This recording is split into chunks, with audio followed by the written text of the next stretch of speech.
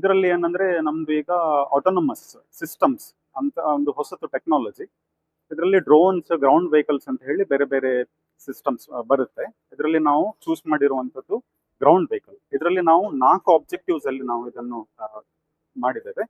ಏನಂದ್ರೆ first campus, ನಮ್ಮ campus ಒಳಗಡೆ ಆಟೋನಮಸ್ಲಿ ಸೆಲ್ಫ್ ಡ್ರೈವಿಂಗ್ ಮೋಡ್ ಅಲ್ಲಿ ಹೋಗುವಂತದ್ದು ವಿಶೇಷತೆ ಇದರದ್ದು. ಮತ್ತೆ ಏನಂದ್ರೆ ನಮ್ಗೆ ಈಗ ಮೆಡಿಕಲ್ ಯೂಸ್ ಅಂದ್ರೆ ಇದರದ್ದು ಸೀಟ್ ಎಲ್ಲ ತೆಗೆದು ಪೇಷಂಟ್ ಅನ್ನು ಮಲಗಿಸಿ ಒಂದು ಕಡೆಯಿಂದ ಮ್ಯಾಪ್ ಅಲ್ಲಿ ಒಂದು ಹಾಸ್ಪಿಟಲ್ ಇಂದ ಬೇಕಿದ್ರೆ ಇನ್ನೊಂದು ಹಾಸ್ಪಿಟಲ್ಗೆ ಹೋಗುವಂತದ್ದು ಇನ್ನೊಂದು ವಿಶೇಷತೆ. ಮತ್ತೆ ಮಿಲಿಟರಿಯಲ್ಲಿ ಸಹ ಯೂಸ್ ಆಗುವಂತದ್ದು ಇದೆ. ರಿಮೋಟ್ಲಿ ಕಂಟ್ರೋಲ್ ಮಾಡುವಂತದ್ದು ಒಂದು ಮಿಲಿಟರಿಯಲ್ಲಿ ಸೋಲ್ಜರ್ಸ್ ಇಲ್ಲದೆ ಫಾರ್ ಒಂದು ಕಡೆಯಿಂದ ಕುತ್ಕೊಂಡು ಇನ್ನೊಂದು ಕಡೆಗೆ ಕಂಟ್ರೋಲ್ ಮಾಡುವಂತದ್ದು ಇದು ಇನ್ನೊಂದು ವಿಶೇಷತೆ ಇದರಲ್ಲಿ. ಮತ್ತೆ ಏನಂದ್ರೆ ನಾವು ನಮ್ಗೆ ಗೊತ್ತಿರುವ ಹಾಗೆ ಆಟೋನಮಸ್ ವೆಹಿಕಲ್ ಅಂತ ಹೇಳುವಾಗ ತುಂಬಾ ಎಕ್ಸ್ಪೆನ್ಸಿವ್ ಇರ್ತದೆ.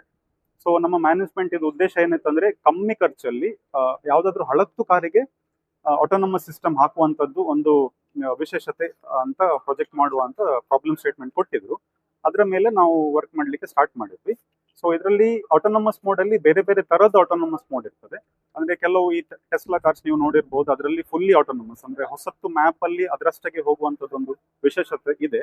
ಅದು ನಮ್ದು ನೆಕ್ಸ್ಟ್ ರಿಸರ್ಚ್ ಅಲ್ಲಿ ನಮ್ದು ಬರುತ್ತೆ.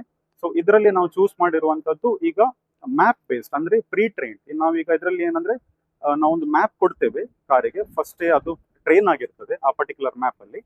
ಆ ಮ್ಯಾಪ್ ಬೇಸಿಸ್ ಮೇಲೆ ಅದು ಆಟೋನಮಸ್ಲಿ ಹೋಗ್ತದೆ. ಇದು ಈ ಕಾರ್ ಇದು ವಿಶೇಷ. ಇಲ್ಲ ಸರ್, ಈಗ ನಾವು ಆಟೋನಮಸ್ ಮೋಡ್ ಅಲ್ಲಿ ಹಾಕ್ತೇವೆ. ಅದು ಆಟೋನಮಸ್ ಮೋಡ್ ಇಂದ ಏನಾದ್ರೂ ತಪ್ಪಿ ಹೋಯ್ತು, ಆ ಸಿಚುವೇಶನ್ ಅಲ್ಲಿ ಒಂದು ವಿಜುವಲ್ ಫೀಡ್ಬ್ಯಾಕ್ ಕೊಟ್ಟಿದ್ದೇವೆ ನಾವು ಕ್ಯಾಮರಾ ಬೇಸ್ಡ್ ವಿಜುವಲ್ ಫೀಡ್ಬ್ಯಾಕ್ ಇಂದ ಅವರಿಗೆ ರಿಮೋಟ್ಲಿ ಅದನ್ನು. ಅದು ಹೆಚ್ಚಾಗಿ class room teaching learning process ಗಿಂತ ಹೆಚ್ಚಾಗಿ ಪಾರ್ಟಿಸಿಪೇಟಿವ್ ಲರ್ನಿಂಗ್ ಮತ್ತು ಎಕ್ಸ್ಪೀರಿಯನ್ಷಿಯಲ್ ಬೇಸ್ಡ್ ಲರ್ನಿಂಗ್ ಅಂತ ಅಂದ್ರೆ ಮಕ್ಕಳು ಈ ತರ ಒಂದು ಪ್ರಾಜೆಕ್ಟ್ಗಳಲ್ಲಿ ಅವರವರೇ ತೊಡಗಿಸ್ಕೊಂಡು ಶಿಕ್ಷಕರ ಮಾರ್ಗದರ್ಶನದಲ್ಲಿ ಒಂದು ಸಮಾಜಕ್ಕೆ ಒಂದು ಉಪಯೋಗ ಆಗುವಂತ ಒಂದು ಪ್ರಾಡಕ್ಟ್ ಅನ್ನು ತರುವಂಥದ್ದು. ಇದು ನಮ್ಮ ಫೌಂಡರ್ ಚಾನ್ಸಲರ್ ಅವರ ಒಂದು ಆಸೆ ಸಹ ಆಗಿತ್ತು. ಅದನ್ನು ಬಹುಶಃ ಪಾರ್ಷಲ್ ಆಗಿ, ನಾನು ಫುಲ್ ಅಂತ ಹೇಳ್ತಾ ಇಲ್ಲ, ಪಾರ್ಷಲ್ ಆಗಿ ನಾವು ಅದನ್ನ ಸ್ಯಾಟಿಸ್ಫೈ ಮಾಡ್ತಾ ಇದ್ದೇವೆ. ಇದಕ್ಕೂ ಮುಂಚೆ ನಾವು ಒಂದು ಹ್ಯೂಮನ್ ಕ್ಯಾರಿಂಗ್ ಡ್ರೋನ್ ಅನ್ನು ಸಹ ಮಾಡಿದ್ವಿ. ಅದು ಬಹುಶಃ ಭಾರತದಲ್ಲೇ ಪ್ರಥಮ ಬಾರಿಗೆ ಒಂದು ಶಿಕ್ಷಣ ಸಂಸ್ಥೆ, ಅದು ಎಂಜಿನಿಯರಿಂಗ್ ಕಾಲೇಜ್ಗಳಲ್ಲಿ ಮಾಡಿರುವಂತ ಒಂದು ಪ್ರಯತ್ನ, ಫಸ್ಟ್ ಅಟೆಂಪ್ಟ್ ಅಂತ ಹೇಳ್ಬೋದು. ಸೊ ಅಬ್ಜೆಕ್ಟಿವ್ ಬೇಸ್ಡ್ ಎಜುಕೇಶನ್ ಅಂತ ನಾವು ಬಹಳಷ್ಟು ಕಡೆ ಮಾತಾಡ್ತೇವೆ, ಆದ್ರೆ ಕರಿಕಮ್ ಅಲ್ಲಿ ಆ ಥರ ಇರ್ತದೆ ಬ್ಲ್ಯಾಕ್ ಅಂಡ್ ವೈಟ್ ಅಲ್ಲಿ. ಅದು ಆಕ್ಚುಯಲ್ ಇಂಪ್ಲಿಮೆಂಟೇಷನ್ ಬಹಳಷ್ಟು ಶಿಕ್ಷಣ ಸಂಸ್ಥೆಗಳಲ್ಲಿ, ಎಂಜಿನಿಯರಿಂಗ್ ಕಾಲೇಜ್ಗಳಲ್ಲಿ ಆಗಿರೋದಿಲ್ಲ. ಸೊ ಇದು ಒಂದು ಜ್ವಲಂತ ಉದಾಹರಣೆ ಅಂತ ನಾನು ಹೇಳ್ತೇನೆ. ನಮ್ಮ ಶ್ರೀವಾಹನ ಇರ್ಬೋದು, ಆಟೋನಮಸ್ ವೆಹಿಕಲ್. ಈಗ ನಮ್ಮ ಬಹುಶಃ ಒಂದು ವಾರದ ಹಿಂದೆ ನಾವೊಂದು ಥರ್ಡ್ ಪಾರ್ಟಿ ಮಿಲಿಟರಿ ಅಪ್ಲಿಕೇಶನ್ ಸಲುವಾಗಿ ಇದೇ ತರ ಒಂದು ವಾಹನದ ಬಗ್ಗೆ ಚರ್ಚೆ ಮಾಡಲಿಕ್ಕೆ ನಮ್ಮಲ್ಲಿ ಬಂದಿದ್ರು.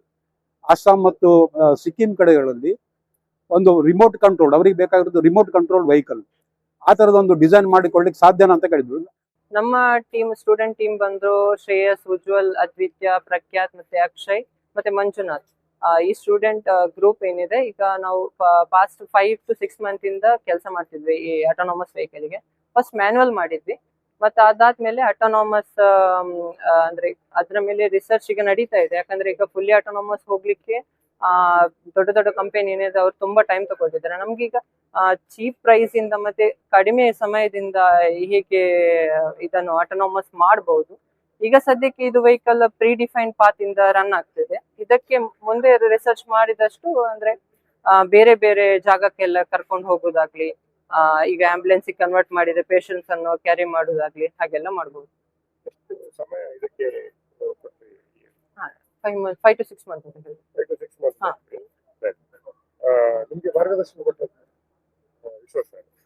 ಅಂದ್ರೆ ನಾವು ಅಂದ್ರೆ ಅವರು ಗೈಡ್ ನಮ್ಗೆ, ನಾನು ಟೆಕ್ನಿಕಲ್ ಇದು